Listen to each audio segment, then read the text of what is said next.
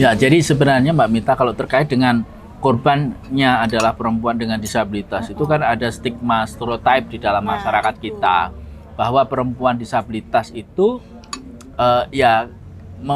mereka adalah perempuan yang lemah, begitu ya. Kalau dia diperkosa, dia tidak akan bisa melawan. Nah, itu stigma-stigma yang ada di masyarakat. Nah, sementara juga di masyarakat juga berkembang bahwa perempuan-perempuan dengan disabilitas itu kan selain punya hambatan-hambatan komunikasi dan kelemahan-kelemahan yang tadi disebutkan, itu juga ada kepercayaan bahwa perempuan disabilitas itu, ada yang percaya begini, perempuan disabilitas itu nggak akan hamil kok, gitu kan, ada yang bisa begitu. Jadi ada kelompok-kelompok masyarakat yang percaya begitu. Nah, oleh karena itu memang itu harus diedukasi dengan sangat baik, sehingga supaya masyarakat tahu gitu ya, dan bisa menjaga, turut serta menjaga saudara-saudara kita yang punya kerentanan ganda ini, sudah perempuan kemudian disabilitas. Iya, sangat disayangkan memang pelaku-pelakunya tadi itu terdekat.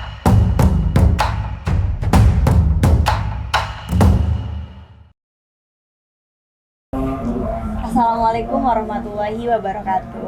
Halo Sobat Damar Banten, kembali lagi bersama saya Mita Apriani dalam podcast Suara Perempuan Banten. Nah, pada malam hari ini kita sudah kedatangan tamu yang luar biasa dalam bincang santai kita. Apa kabar, Cak? Baik, dan Mbak Ibu Mita. Cak Sofia? Nah, di sini kita sudah bersama dengan Cak Fu ya, Fu dari Komisioner Komnas Perempuan. Ada juga Ibu Cok Sofia sebagai anggota DPRD Provinsi Banten, juga Ketua Kaukus Perempuan Politik Indonesia, betul Ibu? Betul. Apa kabar hari ini Cak Fu dan Baik, Ibu Cok? alhamdulillah, Mbak Mita. Sebelum kita bincang panjang nih ngobrol santai malam hari ini, gimana kalau langkah baiknya Cak Fu menyapa Sobat Damar Banten sambil perkenalan diri dulu kali ya. Baik, terima kasih. Assalamualaikum warahmatullahi wabarakatuh, para Sobat Damar Banten yang berbahagia. Saya namanya Bahrul Fuad, tapi saya biasa dipanggil Cak Fu karena saya dari Jawa Timur. Dan saya sebenarnya latar belakang saya adalah aktivis gerakan disabilitas dan inklusi sejak tahun 96. Nah, sekarang saya menjabat sebagai Komisioner Komnas Perempuan periode 2020 sampai 2024. Nah, saya bertemu dengan Ibu Encop di sini sekaligus reuni. Sebenarnya ada tugas kantor ya ke sini, tapi saya ingat ada sahabat saya sesama penerima beasiswa dari IFP, International Fellowship Program for Foundation, maka saya menghubungi beliau untuk bisa berjumpa dan ngobrol santai lah gitu. Alhamdulillah kita bisa ketemu hari ini ya. Silakan Bu Encop juga kita perkenalkan diri dulu biar teman-teman Damar tahu sama Ibu. Assalamualaikum warahmatullahi wabarakatuh. Sahabat Damar Banten, alhamdulillah kita bisa berjumpa lagi. Saya sangat senang sekali malam hari ini karena saya ketemu teman lama, teman seperjuangan, dan teman sama-sama kita dapat beasiswa dari Ford Foundation. Nah, Cak Fu datang sangat tepat karena di hari ulang tahun Banten, sehingga mudah-mudahan ini Damar Banten, mudah-mudahan ini salah satu kado ya yang diberikan Damar Banten untuk sahabat-sahabat Damar Banten yang Banten yang dalam ke-23. yang ke-23. Semoga dengan ngobrol kali ini bisa jadi kita ada sedikit evaluasi ya buat Banten ke depannya lebih maju. Iya. Tapi saya ingin mengenalkan juga kalau saya dari fraksi Gerindra. Boleh sekali biar tahu juga dong Sobat Damar. Kebetulan saya dapilnya Kota Serang, Cak Fu. Betul, silakan. Jadi kita mencoba bagaimana membangun Kota Serang, dan sekarang ini ada perkembangan yang membaik. Katanya ada raperda yang diusulkan untuk penetapan Kota Serang sebagai ibu kota Provinsi Banten. Jadi sudah ditetapkan, tapi legalitasnya mungkin lebih dikuatkan melalui perda itu. Dan saya bilang sih sama teman-teman, mudah-mudahan bukan sekedar perda itu bukan sekedar ngomongin Kota Serang sebagai ibu kota titik gitu, tapi bagaimana muatannya itu bisa memberikan kesejahteraan masyarakat di Kota Betul. Serang. Betul sekali. Dan saya juga pesan, nanti kalau membangun infrastruktur, karena ini Serang sudah jadi ibu kota, Iya, betul. itu harus memperhatikan akses ramah terhadap perempuan, disabilitas, dan anak. Iya. Tadi saya ke Untirta, itu gedungnya baru dan sudah aksesibel. Jadi ke semua gedung yang terpisah-pisah itu sudah ada bidang miring. Nah, nanti saya kepada Ibu Dewan ini Ya, betul pesan sekali. gitu ya, tolong nanti di dalam di perdanya itu juga sebutkan secara jelas ya, terperinci bagaimana bangunan-bangunan itu bisa dibuat ramah disabilitas. Gitu. Baik teman-teman Damar, kayaknya ini bakal jadi obrolan Ya. yang luar biasa ya. Kita semoga dalam rangka HUT Banten yang ke-23 ini kita membicarakan ruang ramah disabilitas, Ya. di infrastruktur di Kota Serang, perempuan dan anak. Kayaknya kita Dan juga Banten ya, Iya, betul. jadi Dan lebih luas Banten. lagi Iya. Banten. luas lagi, bukan hanya di Kota Serang ya.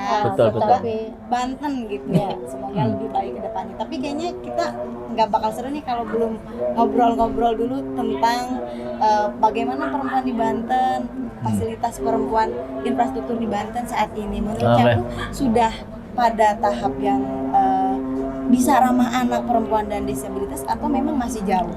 Ya, saya sudah kunjungan ke saya sudah audiensi dengan Kapolda kemarin ya, dan saya memang melihat masih ada banyak pengaduan kasus-kasus kekerasan terhadap perempuan di Provinsi Banten.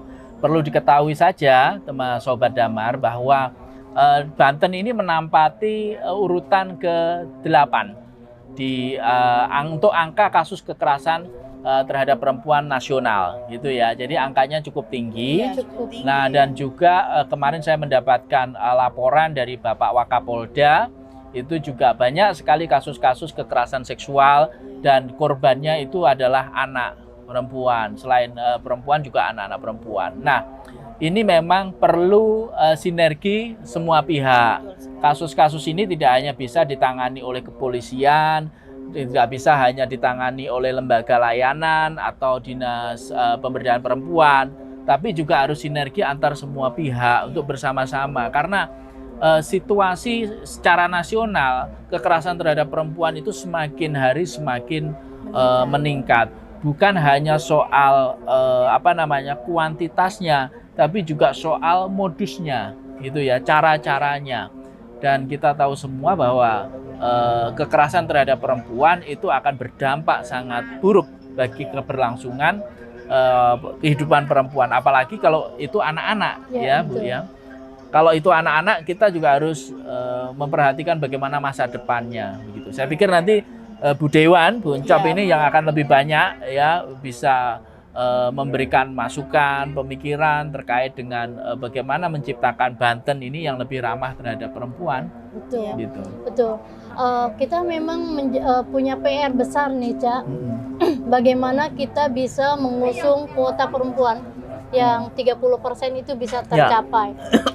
Sebenarnya pengusungan 30% kuota perempuan itu tercapai di legislatif bukan semata-mata bagaimana kuantiti perempuan itu hadir, tetapi harus diiringi juga dengan kualitasnya. Jadi kebijakan-kebijakan yang ramah pada perempuan itu akan hadir banyak, ramah perempuan, ramah anak, dan disabilitas itu juga salah satu dari konsentrasi itu juga, gitu yang menjadi PR. Harap dengan tercapainya kuota, kita berharap perempuan-perempuan di Dewan kemudian bisa ngobrol bersama, bisa memproduksi dan melakukan advokasi melalui kebijakan. Ya, betul. Terima kasih. Nah, saya pikir juga itu ya. Jadi artinya kalau Banten itu bisa menjadi ruang aman, maka sebenarnya para perempuan juga akan merasa nyaman, aman untuk berkarya. Betul sekali. Kalau lingkungannya tidak aman, mana berani perempuan-perempuan itu bekerja malam seperti ini kan? Iya, Padahal kalau saya lihat kemarin keliling ke daerah-daerah di sekitar Serang situ banyak pabrik.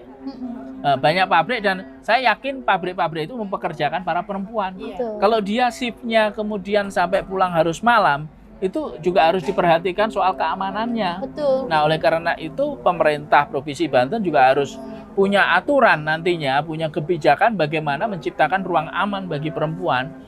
Jadi supaya perempuan bisa berkarya, bisa sekolah, bisa kuliah kadang bisa pulang sampai malam. Iya. Jadi mereka pulang sendiri, jadi nyaman gitu dia. Nah ini yang harus diciptakan saya pikir ke depan. Iya. Ini karena kalau bagus, perempuannya nyaman, aman, bisa berkarya, bisa sekolah, maka produktivitas itu juga akan meningkat, gitu ya, untuk masyarakat Banten. Saya pikir itu. Iya, iya, saya sepakat itu, Cak, bahwa bagaimana perempuan memiliki akses ya, memiliki akses baik dari pendidikan dan lain-lain. Kemudian ruang aman bagi perempuan, bagi anak juga. Betul. Kalau bagi anak itu mulai dari rumah sampai sekolah sampai dia kembali lagi itu semuanya harus aman. Nah, kalau ruang perempuan juga kan sama sebenarnya. Ya. Bagaimana dari rumah ke tempat kerja dan kembali Pulang lagi ke lagi, rumah betul. lagi juga aman gitu. Artinya ruang aman ini sebenarnya bukan sederhana ya. Ya. Harus ada multi pihak karena terkait semua nih, segala isu itu terkait di dalamnya. Ya. Gitu. Betul. Kayaknya obrolan hari ini sangat seru ya. Bagaimana kita membicarakan ruang-ruang untuk perempuan selain buat teman-teman perempuan juga, karena tadi kan dikatakan bahwa Banten adalah angkanya tinggi ya untuk kekerasan seksual. Peringkat 8. Ya.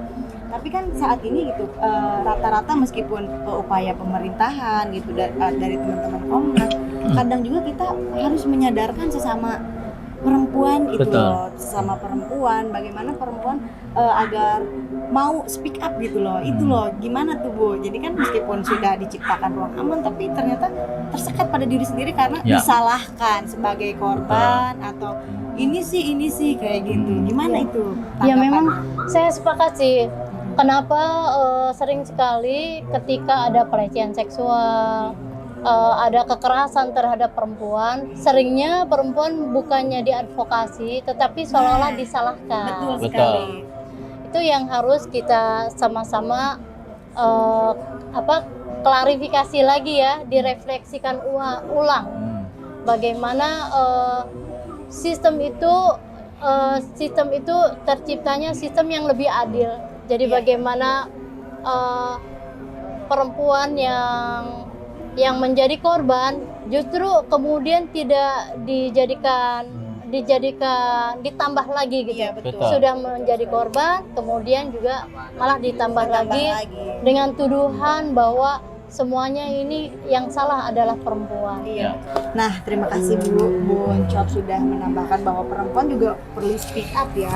Sudah jadi korban, mentalnya juga kena karena sanksi sosial. Gimana nih menurut Cak? Ya, ini terkait dengan ini Mbak Mita, konstruksi sosial budaya di masyarakat kita yang patriarki. Jadi perempuan korban kekerasan, terutama kekerasan seksual, itu kan di dalam cara pandang masyarakat kita itu dianggap sebagai perempuan yang tidak suci lagi. Oh iya. Gitu ya. Sekali. Nah, distigmakan sebagai perempuan yang tidak tidak bersih ya. Iya, betul. Nah, oleh karena itu kan kemudian para korban ini seringkali merasa takut ya untuk distigma itu. Nah, mereka kebanyakan kemudian memilih diam gitu ya, untuk tidak tidak mengadukan. Nah, di sisi lain Pak, ternyata menurut data Komnas Perempuan, para pelaku kekerasan seksual itu pun sebagian besar adalah orang terdekat. Jadi bisa kakak kandung, adik kandung, ayah kandung gitu ya. Dan orang-orang di sekitar rumah itu. Artinya kalau dia speak up, melaporkan, berarti juga akan harga diri keluarga. Nah, harga keluarga itu yang kedua. Faktor yang ketiga, ternyata para perempuan korban kekerasan, termasuk kekerasan seksual, itu memiliki ketergantungan pada pelaku. Ketergantungan baik psikologis maupun ketergantungan ekonomi. Ketergantungan psikologis begini, kalau misalkan pelakunya itu adalah suaminya, maka ketika diadukan itu kan suaminya di penjara, iya kan? Nah, artinya dia akan menjadi janda, cerai kan. Nah, kalau di janda itu kan di dalam kultur budaya kita itu kan kemudian Jelek, ya jelek dipandang. gitu ya. Nah, untuk ketergantungan ekonomi ketika suaminya atau ayahnya itu diadukan dan dipenjara, nah itu nanti kan mereka kehilangan sumber ekonominya karena selama ini yang ngasih makan, yang ngasih biaya hidup itu adalah suami atau ayahnya. Nah, yang berikutnya ada kekhawatiran juga selama ini para korban kekerasan seksual itu ketika dia mengadu itu ternyata sistem hukumnya juga belum aman, Iya, gitu betul ya. sekali. Ada seringkali ketika mengadu malah justru tadi disalah-salahkan oleh baik itu terkadang aparat penegak hukum juga melakukan itu. Nanti diinterogasi yang nggak ada hubungannya. Misalkan itu kamu kenapa keluar malam? Iya, Itu kan salah betul kamu sekali. keluar malam. Itu sudah- Kenapa kamu pakaiannya seperti itu? Gitu kan dan lain sebagainya. Apakah kamu juga menikmati? Nah, itu yang Nah, lebih iya. ada lagi begitu aparat penegak hukum. Nah, itu yang dikhawatirkan oleh korban. Sementara ketika itu terjadi, korban ini tidak punya backup, tidak punya support system yang bagus. Keluarga menyalahkan, temannya menyalahkan, ya toh, komunitas juga menstigma. Nah, akhirnya perempuan ini kemudian menjadi takut dia untuk mengadu kasusnya. Itu yang terjadi. Itulah Gitu. makanya betul Teh Mita, penting sekali ruang aman ya. Ya, ruang ruang aman aman. itu ruang dalam makna yang Iya. sangat luas. Bagaimana sikap, bagaimana masyarakat sudah memahami bahwa persoalan perempuan ini dengan sistem yang di dalam sistem patriarkal itu di mana yang sering disalahkan perempuan, Betul sekali. tetapi kemudian masyarakat sekarang sudah saya kira masyarakat sekarang sudah sedikit maju Maju Cak, ya.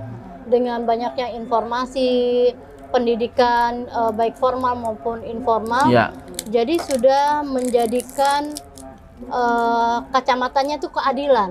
Betul, Keadilan betul. menjadi satu kacamata untuk melihat persoalan gitu. Dengan kita juga mengetahui bahwa kenapa perempuan tidak berdaya untuk speak up, itu bukan perempuan itu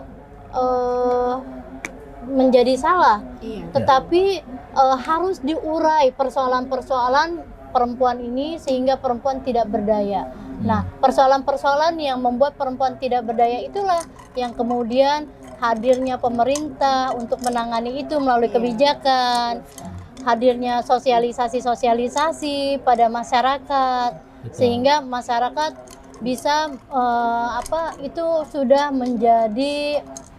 menjadi pengetahuan umum, menjadi pengetahuan umum di masyarakat, sehingga kalau terjadi kekerasan pada perempuan dan anak dan ada yang speak up dan itu misalnya tidak dilihat bagaimana dia speak up, dia kan speak up tuh untuk minta tolong ya, Iya, minta untuk minta keadilan. perlindungan pada Perlindungan. masyarakat. Jadi tidak kemudian dibalikan lagi dengan persoalan nama baik keluarga besar. Karena sesungguhnya ketika ada keluarga besar kita yang speak up karena ada salah satu yang tidak adil, sesungguhnya itu adalah mereka menciptakan keadilan di dalam keluarga kecilnya, gitu loh. Betul sekali. Nah, hanya memang mau tidak mau efeknya kan kita harus memberikan sanksi pada mereka ya yang melakukan kejahatan supaya ada efek jera dan itu bisa agar tidak terjadi lagi pada masyarakat lain. Betul sekali. Jadi teman-teman dari penjelasan Ibu maupun Caku ya Muncul, sebenarnya kan sekarang tuh masyarakat sudah lebih maju dengan Betul. adanya banyak laporan Ya. kekerasan seksual, pelecehan seksual gitu kan. Berarti masyarakat sudah lebih melek gitu. Tapi ternyata yang harus diwaspadai karena orang tertekan jadi predator ya. betul Itu ya. yang Itu yang menjadi itu masalah yang ya. jadi masalah. Maka sebenarnya Teh Mita, pendidikannya tidak hanya diarahkan pada perempuan-perempuan yang berpotensi jadi korban, tapi pendidikan pencegahan kekerasan ini juga harus diarahkan pada mereka-mereka yang berpotensi menjadi pelaku. Dalam hal ini adalah laki-laki. Iya. Begitu, itu harus diedukasi. Jadi bagaimana sebenarnya mereka juga harus dikasih tahu bahwa ketika orang sudah menjadi korban kekerasan seksual itu dampaknya sangat panjang. Iya. Bahkan traumanya itu terbawa sampai mati, Seumur gitu. hidup, Seumur ya. hidup Iya, trauma betul kekerasan sekali. itu tidak bisa diobati, gitu ya. Dan itu bisa mengurangi produktivitas, bisa mengurangi bahkan orang yang perempuan yang dulunya aktif itu kemudian bisa jadi introvert, Iya. ya menutup diri. Nah, itu para mereka yang berpotensi jadi pelaku kekerasan juga harus diedukasi soal itu.